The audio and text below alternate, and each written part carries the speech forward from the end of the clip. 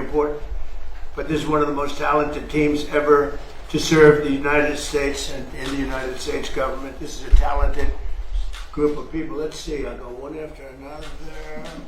Yeah, a couple of steps, but that's okay. It's an amazing group, and America is safer and stronger and far more successful than it was 2 years ago, and I think, frankly, that it ever was. I don't think it's ever been anything like this. We're building more factories and plants in this country than we've ever built before. And we're going to be, at some point, we'll be leaving this position, and we're going to leave this country in very, very good shape, better shape than it's ever been. When we took office, we inherited a total catastrophe. The last administration created the worst inflation in 48 years, the most dangerous and insecure border in history, and exploding trade deficits like we have never seen before, rampant crime, men and women's sports, transgender mutilization of your children, and chaos and bedlam all over the world. Other than that, they did quite a good job. In less than 18 months, we've turned around 4 years of disaster. We now have the strongest border in American history. We went from the worst border, I believe, of any country in history. 25 million people came through in 4 years. And these are people that, in many cases, you don't want. They were murderers, they were drug dealers, they were people that you do not want. But now we have the strongest border in American history, and for the last 15 months, the report just came out again, we've had no people coming in through our southern border, zero. And it's almost hard to say, because you'd say, is that even possible? They had 25 million people came in. We have no people coming in through illegally through our southern border. And that's in history, so think of that zero, a big, beautiful zero. The murder rate saw its single largest drop ever recorded to the lowest in 125 years. That goes back to, think of it, it goes back to 1900. Lowest murder rate in the history of our country. So that's something. Today, I just want to mention that we heard in Minnesota there was a cyber attack, and they blame it on Iran. I don't think so. I blame it on Minnesota because they're grossly incompetent. There was a cyber attack of 30 water plants, and I would blame it on Minnesota and the governor, the corrupt governor of Minnesota. They like to say, oh, it was Iran. Iran should be so lucky. Iran's got bigger problems than worrying about Minnesota.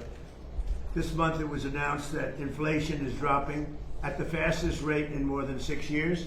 Walmart, Sam's Club, Giant Eagle, and others are slashing prices by hundreds of grocery stores, and all of the stores, throughout the country, they're slashing prices, something that you haven't seen for a long time since my last administration.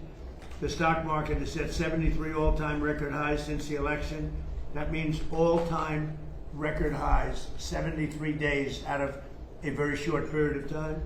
And the typical 401k is up by more than $30,000. And when you think of that, if you add another $1,000 to it, it will be, we set the record in the last administration, a record still standing.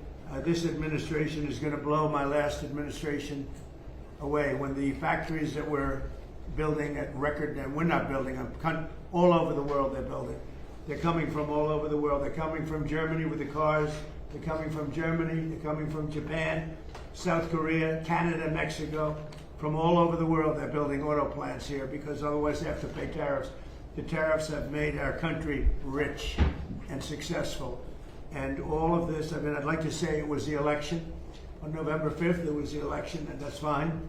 But without the election, you wouldn't have what I've done economically. So we have the most successful environment that we've ever had. There's never been anything like it from the standpoint of investment into our country.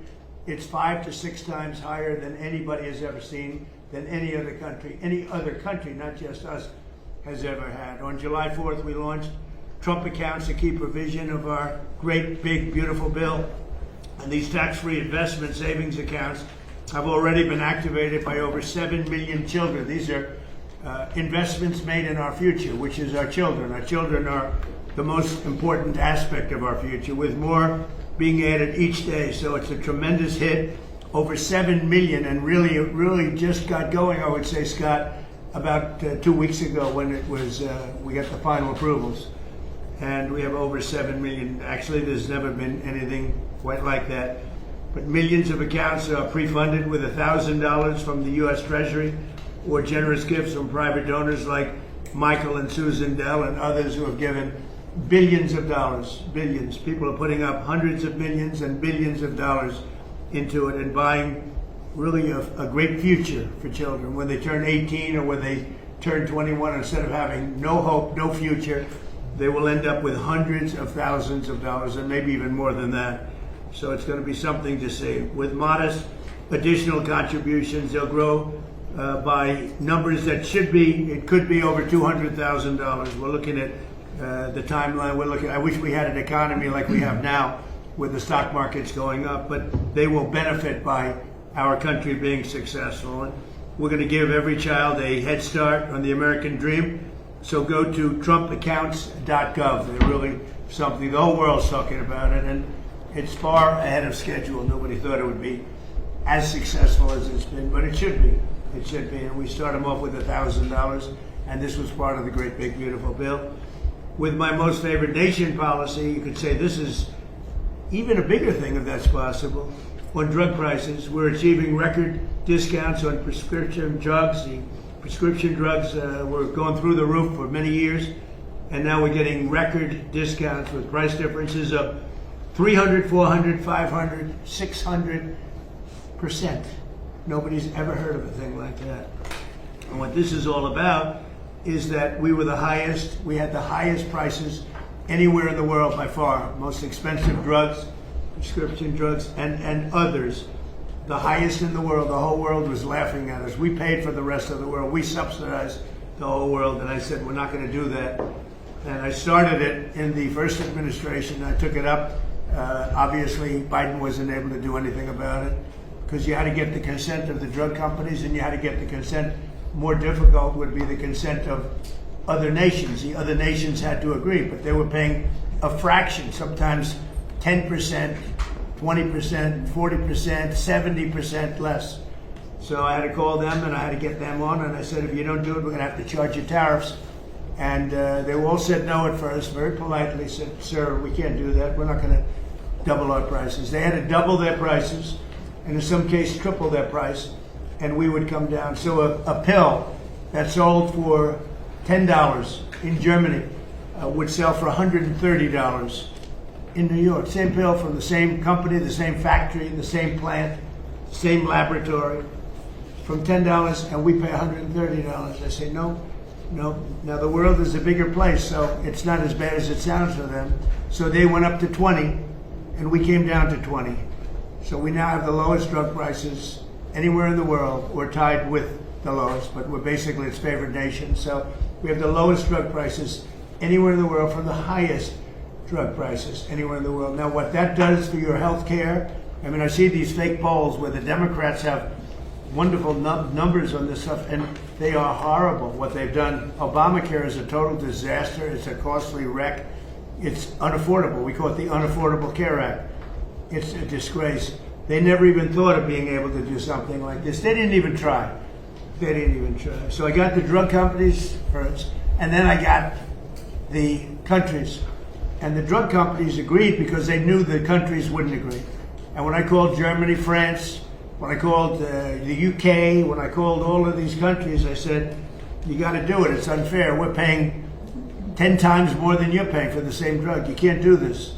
And they said, well, we're not going to do that because we're going to have to double our price there in order to make you happy. I said, no, maybe you're going to have to triple your price. They said, well, we can't do it. I said, that's all right. If you can't do it, then I can't do something also. And I'm going to charge you very substantial tariffs, which are far more than we're talking about. And they all said, we'd love to do it. We would love to do it. It would be our great honor to do it. So nobody else would do this. This would have never happened. So your drug prices have gone down by numbers not even thinkable. My first term, I had the privilege of having lower drug prices from the beginning of the year till the end for the first time in 28 years, you remember. And I called a news conference to announce it. So the year had ended, and turned out 1/8 of a percent. 1/8 of a percent. Little tiny, this much. It went down that much during 1 year. First time in 28 years it went down. It was always like this, just up, more expensive. And I called a news conference. I was so proud of myself. And I said, ladies and gentlemen, the first time in 28 years, drug prices have gone down from January till the end of December. And I want to just congratulate everybody for being a part of this wonderful experiment. And 1/8 of a point. Now we're talking about 400, 500, 600% coming down. We pay the lowest drug prices anywhere in the world from the highest. So, and I'll say it again and again because the press doesn't want to report it. The fake news doesn't want to report it. They don't want to talk about it. What that does for healthcare, Bobby, is unbelievable because medicine is a big part of healthcare. So I wish that people would understand that, and I hope they're going to vote for us in the midterms because you'll see some stuff that will be horrible because they can blow it very fast if they don't know what they're doing. So your drug prices are great.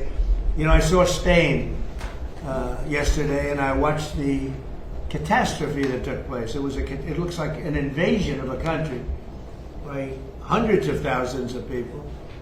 And that same thing's going to happen to us if the Republicans don't get elected, except worse.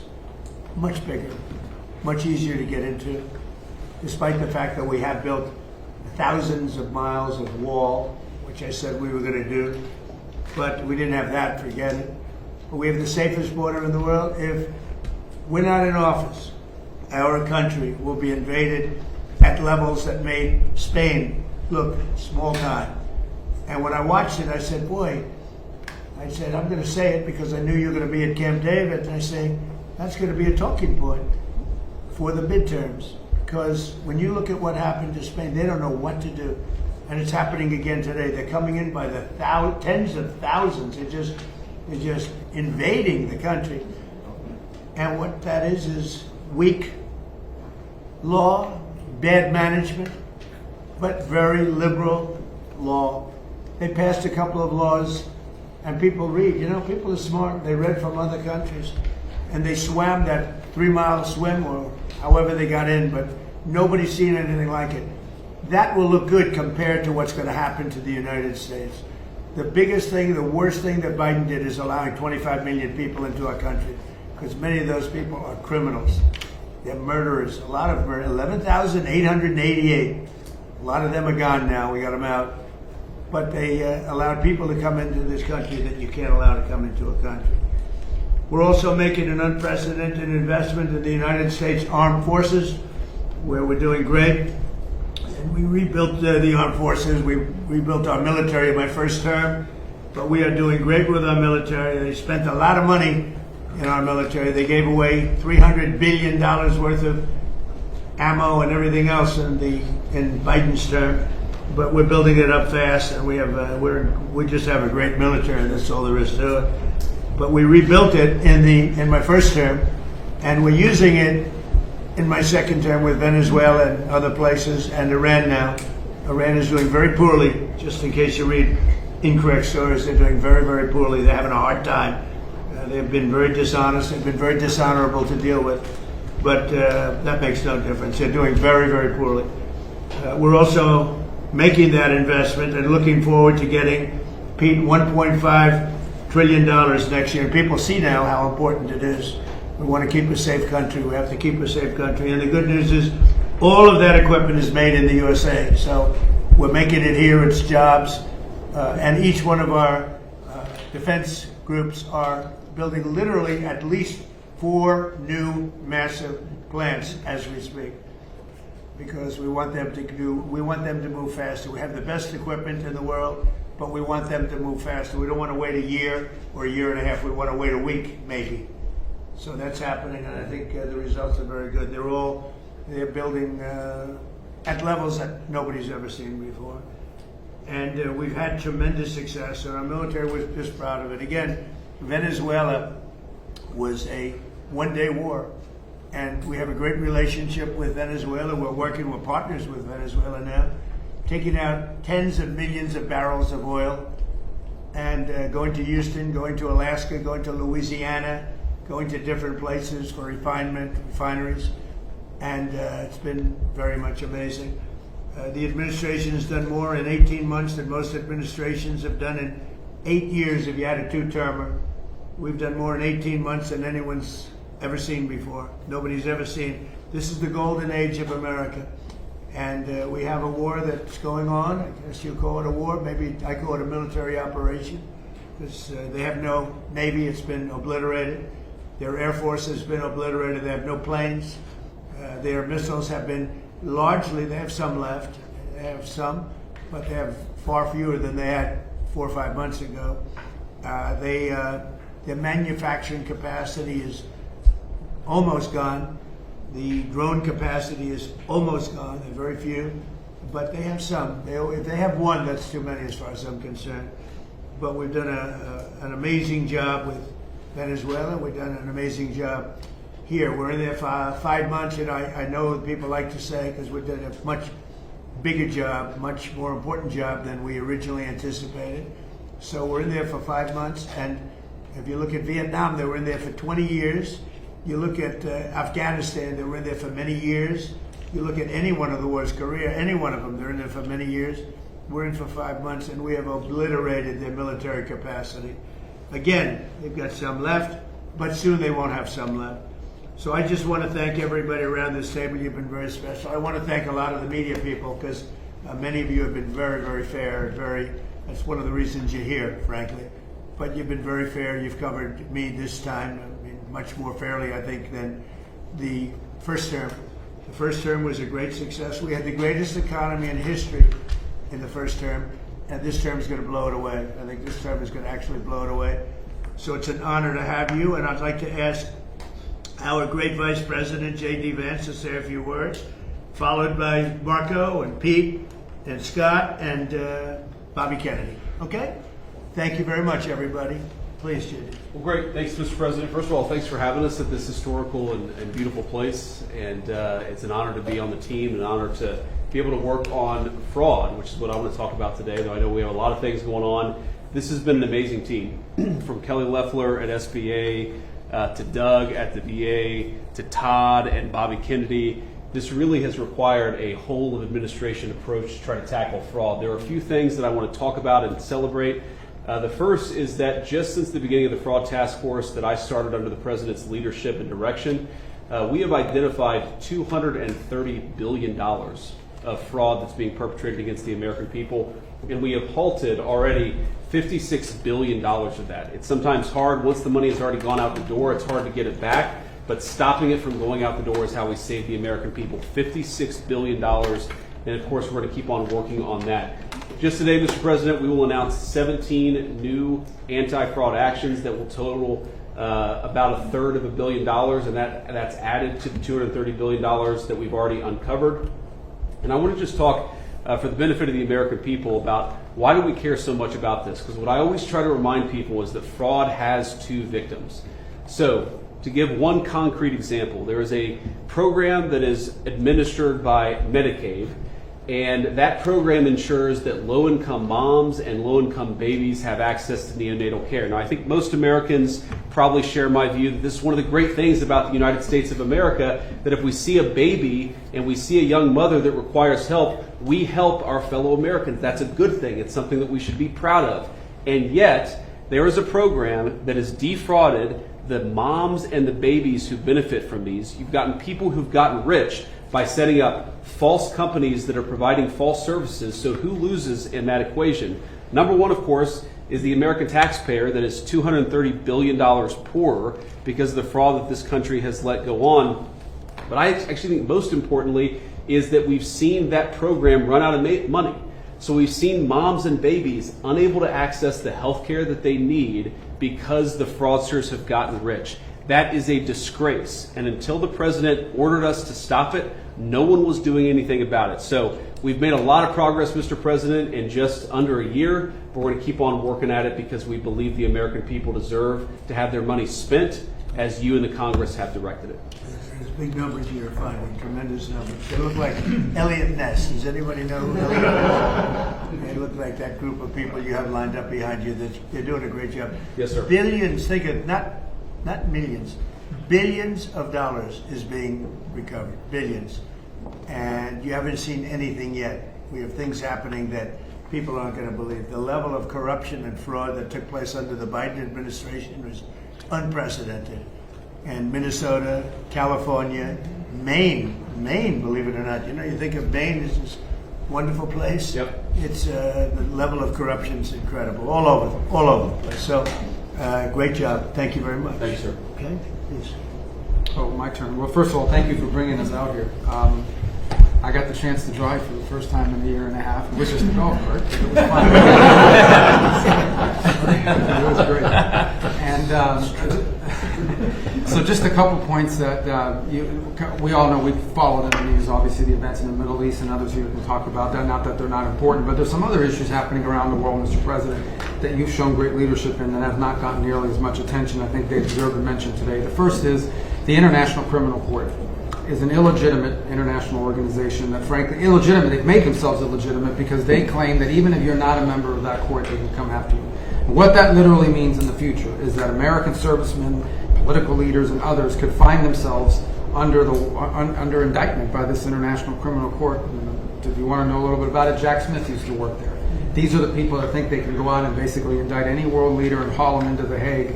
So we tried to get them to reform and listen to us. They wouldn't do it. They're very arrogant.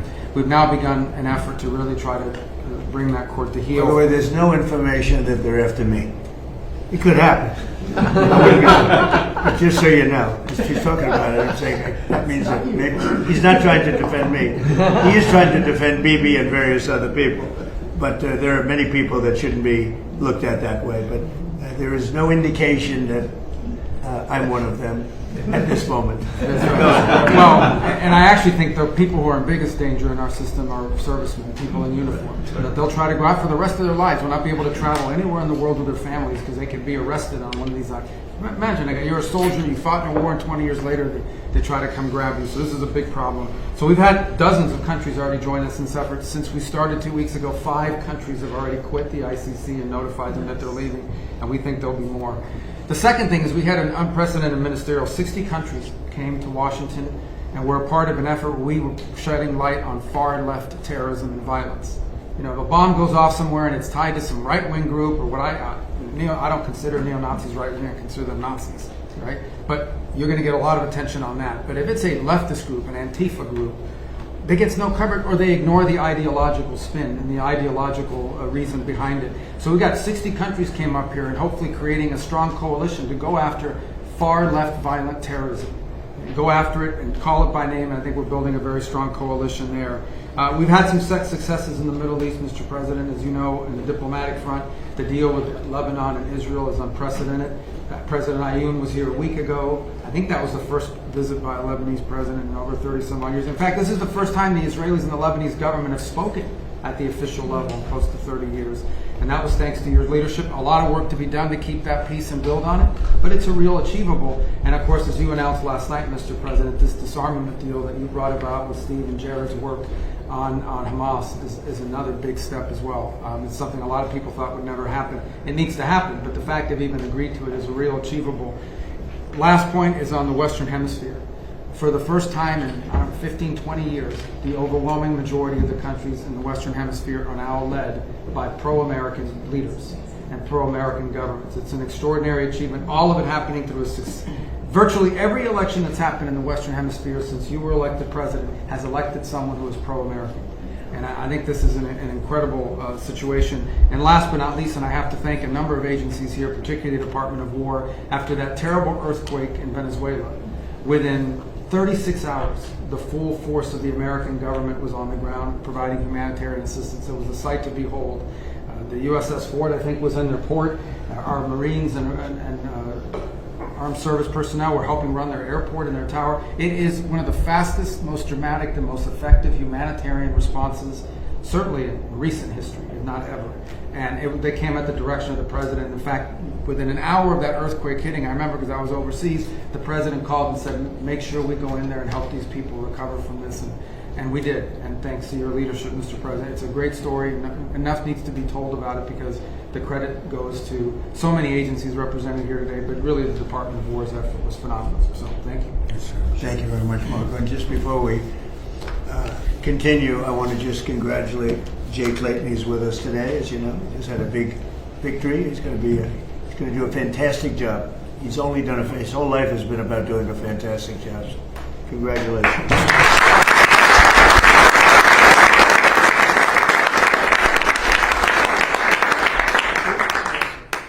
Well, thank you, Mr. President, for the invitation, the opportunity to be here. It's an honor for the War Department to help run this facility. Also, from the food to the fence line, it's an honor to have you. And it's great Americans here and all around the country and all around the world who are the core of what keep us safe. But in order to do that, you have to have a leader that's willing to put them in a position to do it. And that's my takeaway, Mr. President, is sort of 3 points. One, it takes courage. 2, it takes restoring a spirit, which you have done. And 3rd, it takes investment, and not just an investment, but a generational investment. And I think people miss that. The courage it takes to seal the border, to say we're going to do it, and we're going to do it every single day, and we're going to do it on behalf of the American people. The courage to bomb the Houthis and say we will maintain freedom of navigation. I wonder why they're not involved in this conflict, the Houthis, even though they're a proxy of Iran, because they've felt the weight of American power for 45 days, and you had the courage to do that. The courage to do Midnight Hammer and conclude the 12-day war by obliterating their nuclear sites, something other presidents had the option on their table to do, but they never pulled the trigger because of the complications, because of the challenges, because of the risk. Courage. The courage to take on the cartels and drugs, drug boats, and now forming the ACCC, the America's Counter Cartel Coalition, with all those friendly governments that Marco talked about who want to be shoulder to shoulder, not just with America, but with a bold, strong America with clear leadership. The courage to go get Maduro in the most heavily guarded house, inside the most heavily guarded fort, inside the most heavily guarded town in their capital city in the middle of the night, and change the entire dynamic of that country and that region. And the world saw what the American military was capable to do, that doesn't happen unless the commander-in-chief says you're authorized to do it, and will take the handcuffs off when you do it to ensure that Americans come home.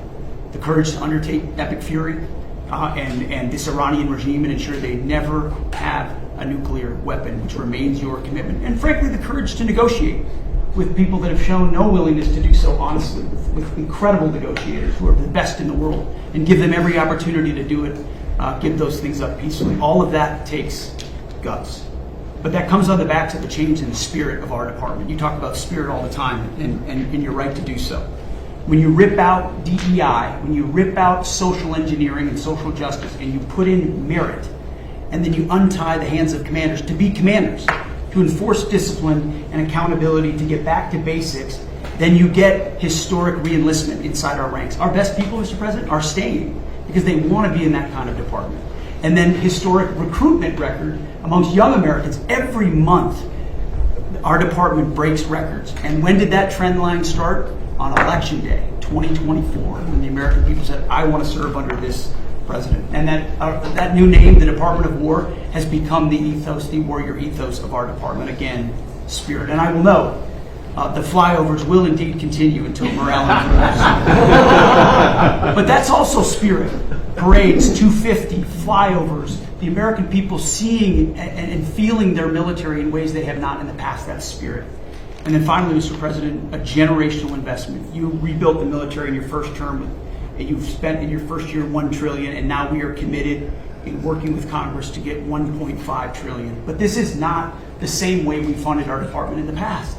This is a businessman in charge. This is a deputy secretary of our department who's a turnaround guy, just like the president is, saying we will not fund money, we will not fund the department the way we have in the past. In fact, so far, $75 billion in private investment from defense companies who are now investing in new plants, new equipment, new assembly lines to build the munitions of the future faster than ever possible. That's saving taxpayer dollars because the companies themselves are investing. That would never, the arsenal of freedom would never happen without you. So just like we use a lot of the things Ronald Reagan's buildup was a part of, in this administration and in future administrations, they will look back at Donald Trump and the buildup that he has done, and that will be, the deterrence of the future will be established because of your investment. So thank you, Mr. President, for your leadership. Scott, please. Mr. President, it's an honor to be here in this historic place as we celebrate our nation's 250th anniversary. And I think if we look back, whether our founders was President Washington, Thomas Jefferson, Alexander Hamilton could not have imagined the economy that we would have created. It is the envy of the world. And as you said, we have record investment coming in. We've never seen anything like it. And we're pulling away from the rest of the world because of your leadership, the policies that you did from day one in terms of digital assets, in terms of technology, and bringing back American manufacturing. You've done it again. You had the incredible economy during your first term, and we are seeing that carry over here. And it is in stark contrast to the Biden economy, which was government jobs, government spending, and high inflation, the worst inflation in 50 years. And with the working families tax cut, which I will add, every Democrat voted against. Every Democrat voted against. It is the perfect barbell for this economy. On one side, you have full expensing for factories, for equipment, for farm structures. On the other side, your 4 signature policies, promises made, promises kept, no tax on tips, no tax on overtime, no tax on Social Security, deductibility of auto loans if you buy an American-made car, and the Americans are starting to feel it. Core inflation is low, consumer confidence is strong. We have the highest consumer confidence, came up today, in 5 months, and Main Street is back. Small banks are lending, thanks to your policy. Small banks, community banks are lending again, and the Americans are starting to feel it. As you said, these Trump accounts are the most successful program launch in government history. We've had 7 million families sign up for them. We're going to get to open enrollment, and we will have 70 million families who have signed up for this. 38% of American families, households, have no exposure to our great equity market. And thanks to you, we're going to have an ownership society. An ownership society. You were one of the first presidents to create assets for the American people, not more debt. We had the biggest tax refund season ever. Trade deals, tax cuts, energy dominance, and the regulatory efforts. America is ushering in the greatest reshoring wave in our history. In June, our manufacturing sector expanded for the 6th straight month. We've got construction jobs, and those are going to lead into manufacturing jobs. We've got Main Street prosperity. Real wages are up $1,000. And sir, what you've done again too is the bottom 25% of wage earners, just like in your first term, are outperforming the top 25%. This is a working families administration. In the past year, that group had wage increases of 5.5%. They have 3 times what the top end has done. So you've done it again, and these are private sector jobs we are creating. As you often say in these meetings, we could have created 1 million, 2 million government jobs, but we didn't. The private sector is creating. We've got incentives, we've got money coming in, and we are rebuilding. And then our energy dominance, thanks to you and these policies, you can come to the U.S., you're going to have regulatory certainty, tax certainty, and energy certainty, so it is the best place in the world to build your factory.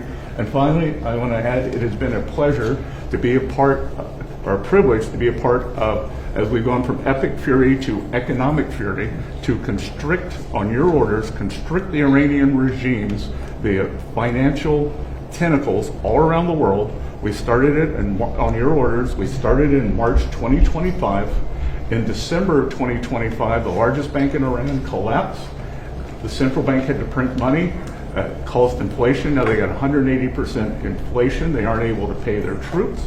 And on your orders, we are searching for their assets all around the world, and that money will go to the Iranian people, Americans who have been harmed by the Iranians, whether the USS Cole or the barracks in Lebanon, or it will go back to when the Iranians attacked the ships coming out.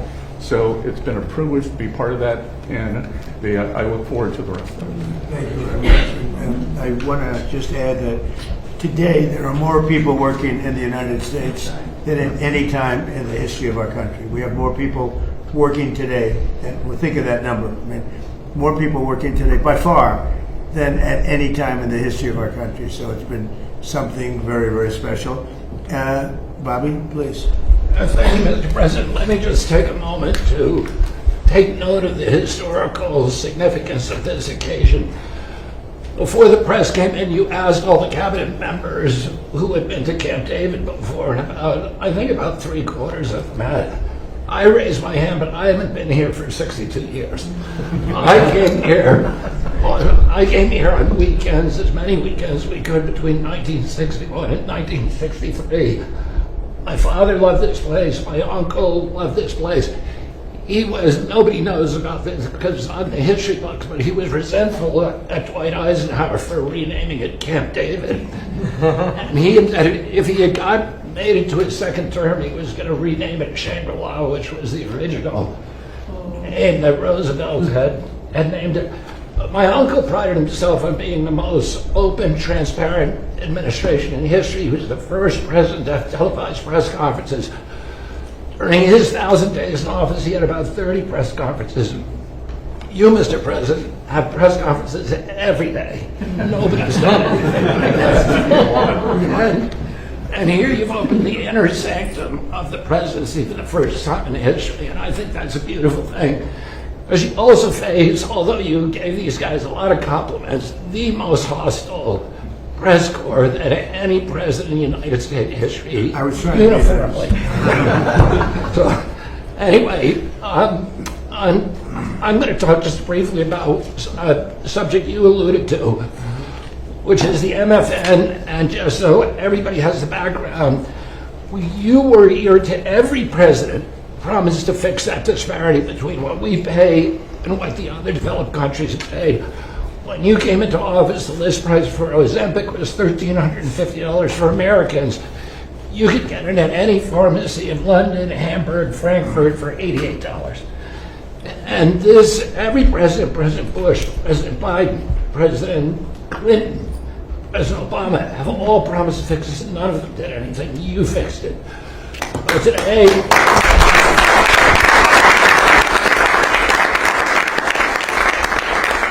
by the time you leave office, assuming that's in 2028, 95% of the drugs that are available to Americans, they will be paying the lowest prices in the world. Trump RX, just in the short time since we put it up, has saved Americans $700 million. We now have 800 drugs on there. We have deals with Amazon and with GoodRx. We're adding more and more drugs every day. And I'll just give you one example. Praluent is a very popular cholesterol drug. Its list price is $522. That's what everybody is paying. We now have it on Trump RX for $237. That means that the 300,000 Americans who take that drug will be saving $3,700 a year on pharmaceuticals every year. And you can apply that across the board. This is going to change. It's making pharmaceuticals affordable, the most affordable in this country of any country in the world. Well, thank you, Mr. President. How are you doing on the autism research? We will have an answer for you.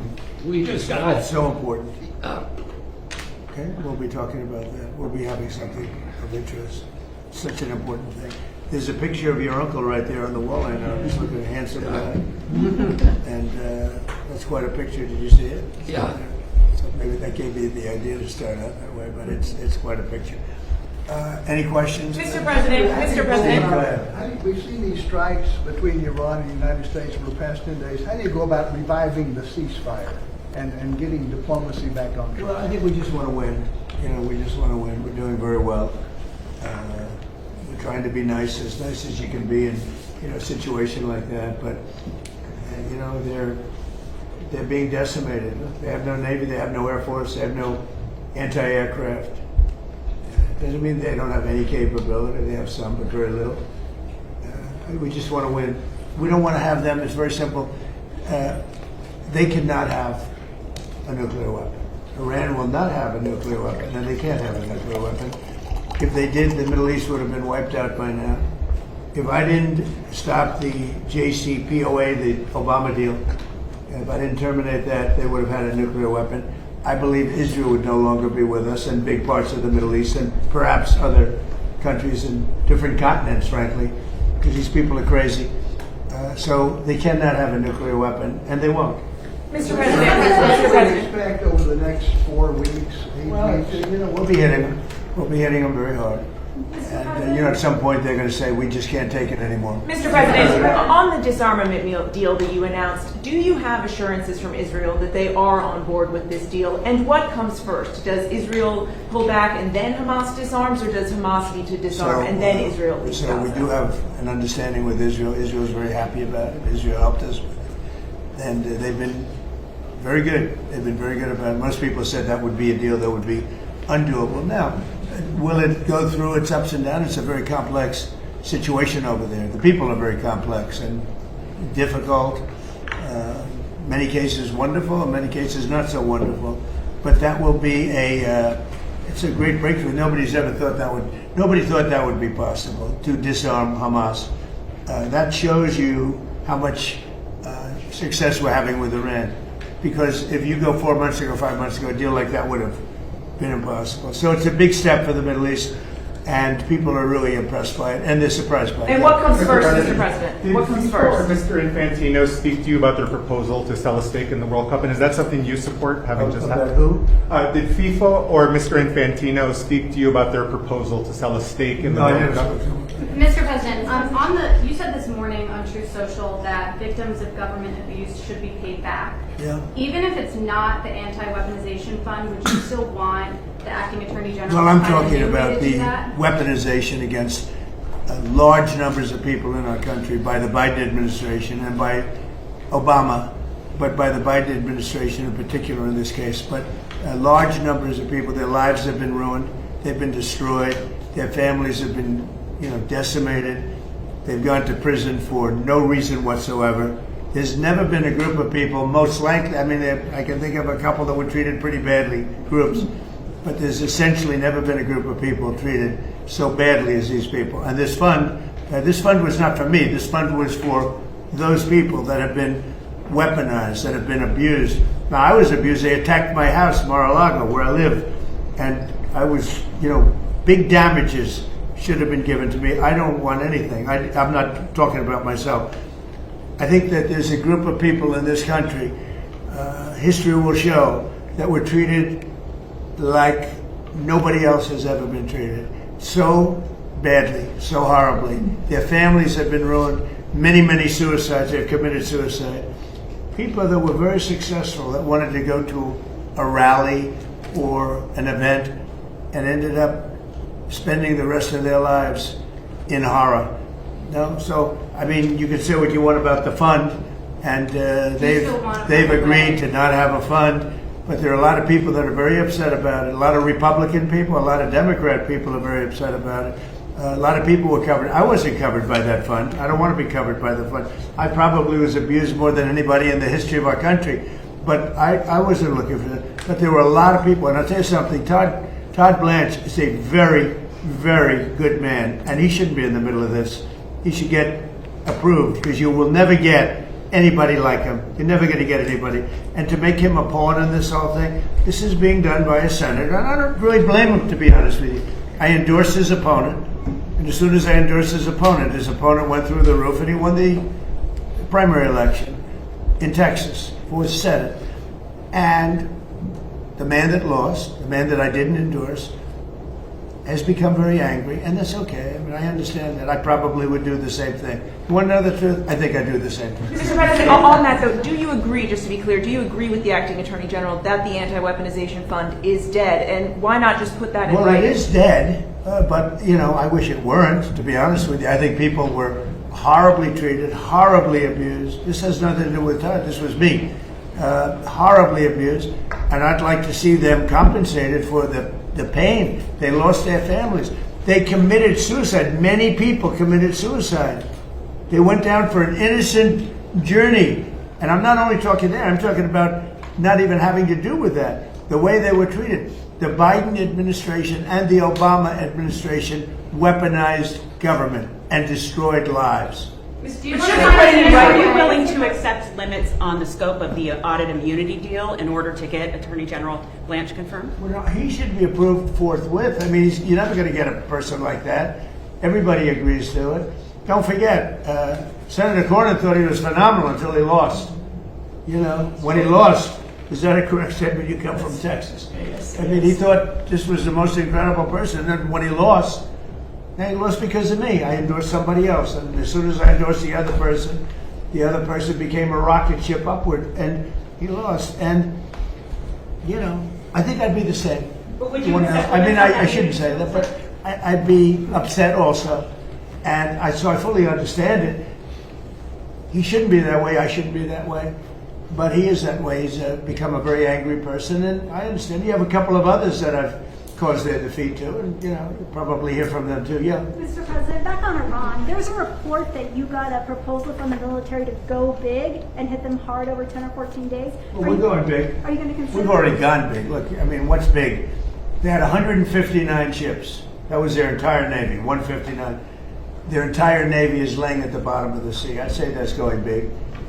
They had 200 airplanes. They're all gone. Every one of them. They're not one airplane. They had anti-aircraft weaponry, very good, but it didn't work. And it's all gone. Their radar is all gone. Their leaders are all gone. Everything's all gone. But they'll fight onward. Mr. President, on Ukraine, you said the other day that you're not sure about whether to grant Ukraine the Patriot missile license that had been discussed. Do you want to see more from Zelensky before you take that action? Well, it's a big step. Look, we have the greatest weapons in the world. We have the greatest drones in the world. People don't know that. We have the greatest weaponry in the world. We have, in the case of President Zelensky, he'd like to have some Patriots. He'd like to have some Tomahawks, which are, you know, lethal, one offensive, one defensive.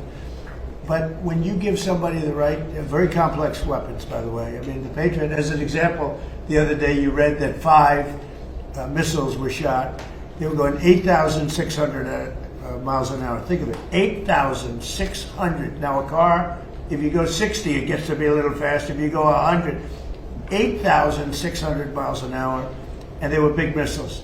And they were shot at Jordan. And our guys were there. Bing, bing, bing, bing, bing. 5. Bing, bing, bing, bing, bing. Right? I don't want to be biting. I had to be very careful. That would have been a great soundbite. Right? There were 5 missiles, and we shot all 5 down before they got close. Nobody else has that capacity. These weapons are incredible. We have to be very careful about letting somebody build them. You know, it's very important now. We are building many plants now to make those, and the Tomahawk missile is the most incredible thing. It can go into a doorway. You can put it through a window of a house. Nobody's ever seen anything like it. You have to be very judicious, but you have to be very careful.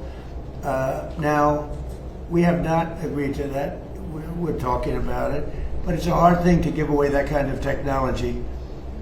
And I don't think this would ever happen, but you know, there's people that you give that technology and they can someday turn on you. You know, that is possible. You look at war, it's happened a couple of times over the years, right? So we have to be very careful. I mean, we guard that. We have the greatest military in the world, but we have the greatest weapons in the world. Now we have to make them a little bit faster because we've given a lot away. You know, President Biden, unfortunately, gave a lot away to Ukraine. And he gave, so did I. I mean, I gave them the javelins, the tank busters. Without the javelins, that war would have been a one-day war. It would have been over. They wiped out the tanks going up to Kiev when they got stuck in the mud. They had a general that decided to go through the mud instead of going up the highway where they were going very nice. They would have been over. But no, I gave them the javelins. The javelins are unbelievably. We have the greatest weapons in the world. We have to be very careful about giving out the secrets to those weapons, and they're not. You can't copy them. It's a little like NVIDIA. They have a chip. They say you cannot copy it. The complexity is so great you cannot. You know, most things you copy. China's known for it. Other countries we do something, and I guess we copy also.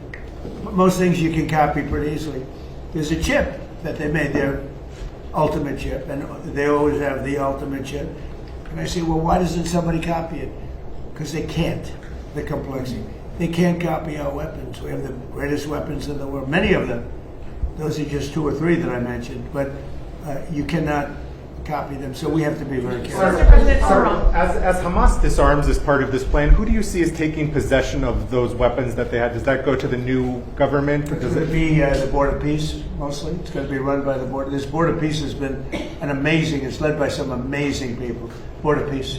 On or on, Mr. President, you said they do have some capabilities left. Yeah. Should Americans be prepared for these back and forth attacks to continue until Iran A simply little isn't bit. able of They'll striking get back? weaker. They'll get weaker. They'll get a little stronger maybe now, but they'll get weaker, and then they peter out. Yeah, sure. I think so. I mean, it'd be foolish to say no. You always have to keep your guard up. What is the status of talks? Who from the administration? Well, they is always talking want to to talk, Iran? but they break their word so often. Steve is talking, Jared, we have very good people. JD's involved, very strongly involved. We have great people talking. Marco's involved. They're Because all they say involved. talks aren't happening. Very good people. We have the best people. But they'll make a deal. As an example, we'll talk about nuclear. And we'll be in there talking about nuclear for 7 hours. I say, why do you need 7? You can take 10 minutes. You have 5 minutes. You should solve it. But 7 hours. And then they'll go out, and I'll say, they discuss nuclear. And they'll go out and they'll say, we never discussed nuclear. And I say, why do they say that? All they do is make me angry. You know, you just make me angry. Any other questions? Do you Or the still others? believe that you can reach a deal with Iran, given that you talked about how Yes, you can. I mean, look, I'm losing faith in them because they do lie and they do misrepresent. Well, the other day, the 5 missiles were shot. We knocked them down, but we were in the midst of a negotiation. I mean, I'm waiting for Steve to call me. How's the negotiation going? And instead, I got a call from Pete that they just shot 5 missiles at one of our bases in Jordan. You know, we have bases in Jordan. Fortunately, our people operated the equipment. It's also very complex to operate. You know, you talk about the equipment. It's you have to be, oftentimes you see, where did you go to school? MIT, Caltech. I mean, you know, they go to schools that are not as normal for the military, to be honest with you. We have unbelievably brilliant people operating that equipment. And when you don't, you know, the equipment, the shots miss, the safety misses, or the accuracy misses. We have unbelievable people. Think of it, we had 111 at one point, a couple of months ago. 111 over a short period of time, missiles were shot at the Abraham Lincoln aircraft carrier. Great, beautiful ship. One of the most beautiful ships to me, design-wise. 111 missiles going out. Out of the 111 missiles, 111 missiles were shot down quite a bit earlier than they got. I mean, long before they got there. They were shot down. It was almost, in a couple of cases, they were shot down almost as they were taking off. It's incredible technology. So you have a ship that costs billions of dollars, and you have missiles heading to it. 111 missiles were shot down, routinely shot down. And I spoke to the people. I like to reward people. I call them up. I'm the president. And they were cool as a cucumber. Mr. President, the last 2 weeks of strikes by CENTCOM has said that those were meant to degrade Iran's ability to disrupt the Strait of Hormuz. How many more strikes will it take to significantly? Well, you never know. Look, I mean, most people would have given up by now. You know, they've got no Navy, they got no Air Force. Most people would have given up. They haven't. So I give them credit for that. I mean, they're known as being tough. They're tough. Back on Ukraine, what did you tell President Zelensky about the Patriots? Did you explain all that to him? I did. I spoke about Patriots. I spoke to him about Tomahawks. Spoke to him about everything. I also spoke to him about let's get this war over with. So last month they had 25,000 people. It's averaging about 25,000 people a month die. Mostly soldiers. Almost entirely, but you know, missiles are hitting areas also, but mostly soldiers. They had 25,000 soldiers. The month before that it was 32,000 soldiers. I said, you got to get this war over with. I think he wants to make a deal, and I think Putin wants to make a deal. But there's a lot of dislike, as you probably notice. He seems very reluctant to make concessions, President Putin. Well, nobody wants to make concessions, but they're both going to have to make some concessions. I mean, you got to make a deal. 25,000 young, beautiful people, soldiers, mostly soldiers, are dying a month. It's. I ended 8 wars. That was the war I thought would maybe go first, and it really hasn't. It's gone last. I mean, I ended wars that were in theory, much more difficult to end. We had a couple that were into the 30-year category. Well, the Congo, look at the Congo and Rwanda. That was our nasty war. And they have peace. I don't know how long that one's going to stay. But we ended India-Pakistan. 11 planes were shot down. That was raging. That was good. I used tariffs. I said, if you're going to go to war, 250% tariff to each of them. And they screamed and yelled and were very angry. They were both angry about it. And a day later they called and they said, we will not go to war. But I ended up, and the Prime Minister of Pakistan said I saved 50 million lives. Because that's 2 nuclear powers, serious nuclear powers. Thank you very much, everybody. Thank you. Enjoy KFC. Thank you, guys. I don't. No, I think that Minnesota is behind it. You know who's behind it? Minnesota, because they're grossly incompetent. I think the governor's behind it. I don't think there was an Iranian cyber attack. I think that Minnesota ought to get its act together. It's one of the worst run states. JD will tell you. He found tremendous corruption in Minnesota. Yes, sir. And by the way, just gave me a report. Massive future things having to do with corruption in Minnesota are happening right now. Thank you. Have you talked to Senator Fetterman about leaving? Thank you, guys. Thank you. Thank you.